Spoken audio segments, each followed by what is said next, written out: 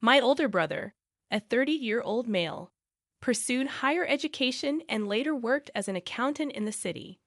Meanwhile, I, a 27-year-old male, started working for my dad as a plumber at the age of 15. I attended college to obtain qualifications in plumbing and gas. Around the time the pandemic began, my brother moved back from the city and joined my dad, who was 55 years old at the time, in our family plumbing business. Unfortunately, my dad's health had deteriorated due to asbestosis, rendering him unable to work effectively. Despite his declining health, he continued to work alongside me on Fridays, even though I had taken over the business operations for the past 2 years. During the pandemic, we faced challenges initially, but we managed to bounce back. We expanded our business, now operating 50 vans, each with one qualified and one trainee plumber. However, last month, my dad announced his decision to step down from the business due to his health. To my dismay, he handed over the business to my brother and asked me to relinquish my role as the acting CEO. This decision deeply upset me, especially considering my long-standing dedication to the business. In the beginning, it was just my dad and me, as my brother had no interest in joining the family business, dismissing it as unworthy of his time. Now he was suddenly the boss, despite lacking knowledge of our trade. I confronted my dad about his choice, but he justified it by pointing out my brother's family responsibilities and university education. Many of our employees were also unhappy with this decision, expressing their intention to leave if I did. Faced with this situation, I decided to leave the family business and start my own. Despite the hurtful messages and criticisms I received, I expressed gratitude to those who supported me. My plan was to reach out to our large clients, hoping to take over projects that had been postponed due to the pandemic. I also had the support of 20 colleagues willing to work with me. With my savings from the past 12 years, I believed I had enough to start my own business and stand on my own feet. Despite the challenges, I was determined to make my new venture successful, although I couldn't help feeling guilty about competing with my family. You shouldn't have to endure this injustice. They not only took the business away from you, but also from all the loyal employees who don't want to work under an inexperienced CEO. It's not just about you, Hall. It's about everyone affected by this decision. Your father could have split the business 50-50, with your brother handling the accounting side and you managing production. I would suggest offering this solution to your father. If he refuses, I would advise cutting all contact and blocking relatives. In your shoes, I would start my own business and never look back. Your brother turned his back on the family business while you poured your heart and soul into building it. Honestly, I thought your brother's return would unite us all into one big family company. It's heartbreaking that your father allowed this to happen, especially the significant pay cut you had to endure. This clearly shows how he values you compared to your brother. I am truly sorry for what you're going through. I hope you find the strength to run your brother's business out of the market. Thank you for your support. The most difficult part is that my brother agreed to the pay cut.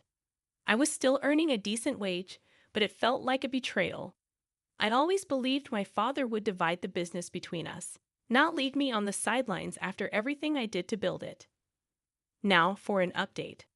I want to make it clear that I don't intend to start a business with the purpose of destroying my brother. Despite my anger, I've invested almost 13 years in this business, and I don't want to see anyone lose their job or witness the downfall of the company. It's currently 5 a.m. in England, and your support has been invaluable. I plan to talk to my father around 8 a.m. I'll take him out for breakfast to have an honest conversation. I'm not sure if I'll get the answers I seek, but I love my family and want my future kids to know them. I'll update you all after today's events. Second update. As I mentioned in one of the comments, I believe my family has found my post, and they confirmed it this morning when I arrived at my parents' house. My mom greeted me with tear-streaked eyes, and my dad and I went out for breakfast to talk. He didn't utter a word during the drive there. Upon our arrival, and then again on the way back, he asked if we could pull over to talk. It was the first time I had ever seen my dad cry. When I confronted him, asking why he had done this to me, He confessed he didn't know. I pressed him, and he finally revealed that he felt he owed it to my brother for not being there for him as much as he was for me during our upbringing. There were moments my brother needed him, but we were always working. I couldn't fathom it. After 12 years of relentless dedication, this was his justification. I told my father that I had invested half my life working for the business, and now he was sidelining me just because my brother had returned. It hurt me in ways I couldn't express. To my surprise, he wasn't angry when he discovered the post I had shared. Instead, he seemed remorseful.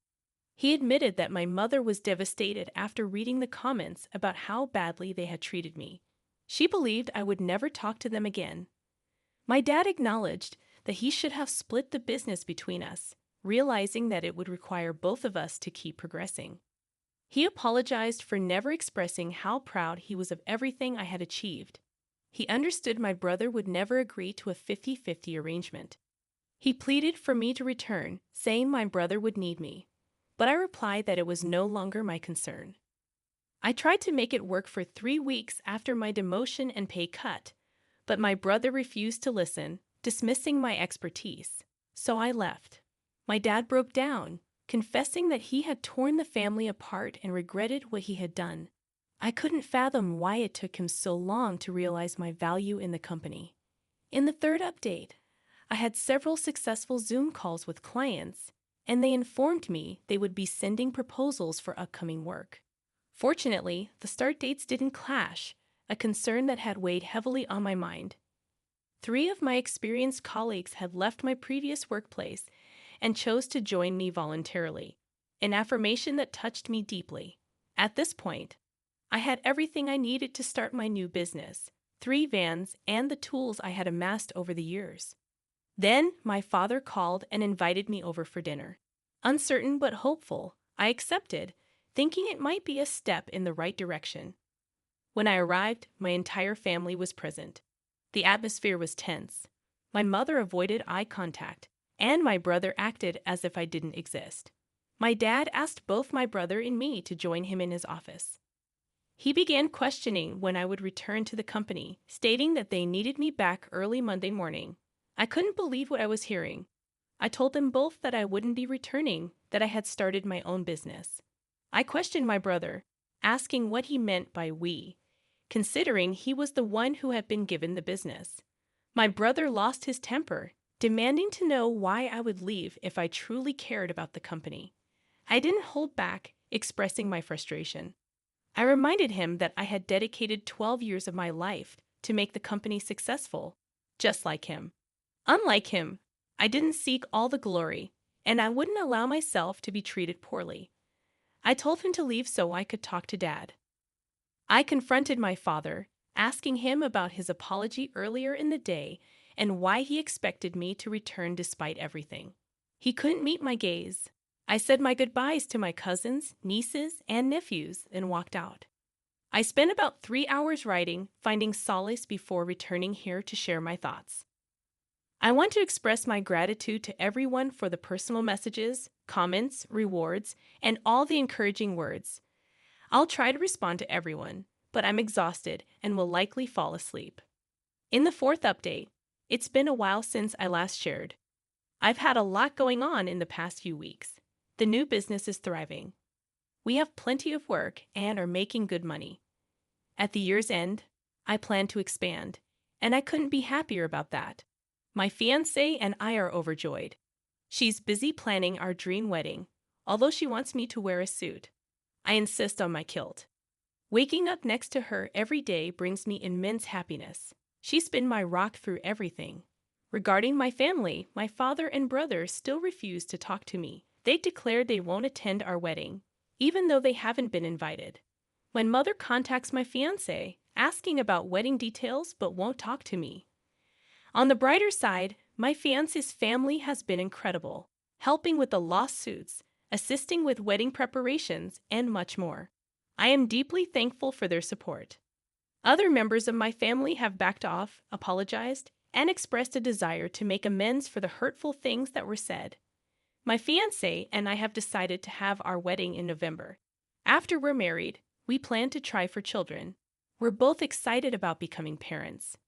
The next story revolves around my business and the decision not to split control equally between my children.